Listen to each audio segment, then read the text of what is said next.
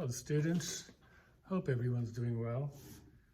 Today I wanted to talk about types of collisions. I know we talked about collisions where they stick together and collisions where they bounce apart, but I'm talking about a bit more where it doesn't depend on what's going on in terms of the physical thing, but more or less in terms of the energy. So the two types of collisions we talk about, one is called an elastic collision,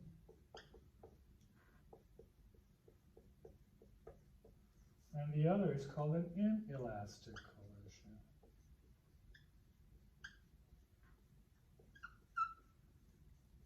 And the difference really between these two is that in both of them, momentum is conserved. So I'm going to put calm. We have conservation of momentum in both cases. But in this case here, we not only conserve momentum, we also conserve energy. And like you guys know, the energy is conserved, energy before equals energy after. Well, when we have objects that are moving, they have what's called kinetic energy, which is energy of motion. Anything that is moving has energy by virtue of its motion. That moving energy can do stuff.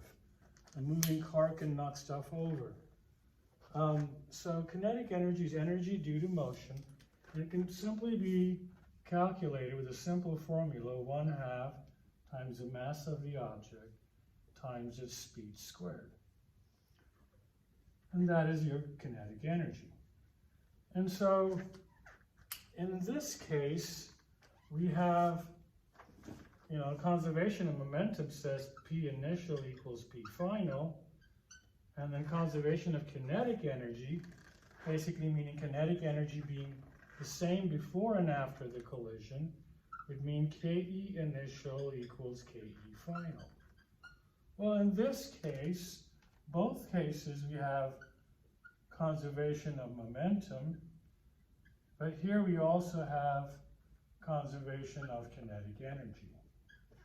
Okay, so over here, kinetic energy is also conserved and momentum is conserved.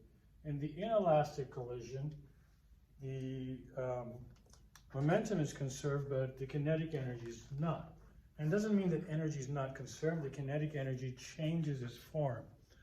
Usually when you have a collision, there's sound. There's metal being bent.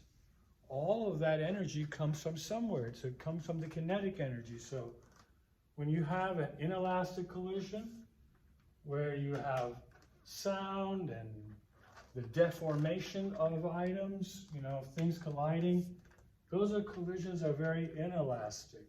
And so we lose kinetic energy in the collision. In an elastic collision, the kinetic energy is not lost. It's just basically transferred.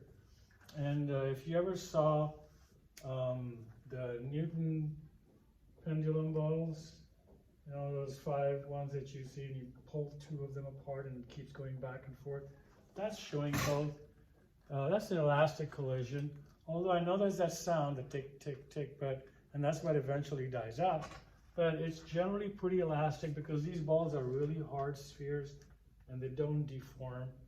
And so we have that as well. But I do want to point out that every now and then in the textbooks you'll see things like 2 cars had an inelastic collision and or elastic collision. They generally mean this one to be bounce. That's not strictly true. And this one to be stick. So a lot of questions, especially that we'll get, you might see they talk about an elastic collision. The 2 cars have elastic collision. That generally means that it's a bounce. Inelastic collision generally means it's a stick. But there's no general rule. You can have a bounce collision that is inelastic, where a lot of bounce collisions, you do lose kinetic energy. And so it is not truly elastic. It's just a bounce collision, which is why I kind of prefer to show you guys this before. But again, for for your terms of understanding these two words: elastic collision, conservation of momentum, and kinetic energy. Inelastic collision, only conservation of momentum. Remember, momentum is always, always conserved, okay? Kinetic energy, again, energy is being conserved, is just going into doing other kinds of stuff like noise and deforming metals and things like that, okay? So I hope that gives you a little understanding of the definitions of these two words, elastic and inelastic collision, and how you might somewhere see them being used for your collisions, and just that's it. That's the way I wanted to discuss with you guys, okay? I know that kinetic energy is coming a little bit ahead of time. We will come back and learn about kinetic energy and all the other kinds of energy. And in fact, energy is a lot of fun. It's a scalar quantity, so no direction, so you don't have to worry about left and right. And I think it just makes for good, fun physics. We'll talk to you then. See you for now.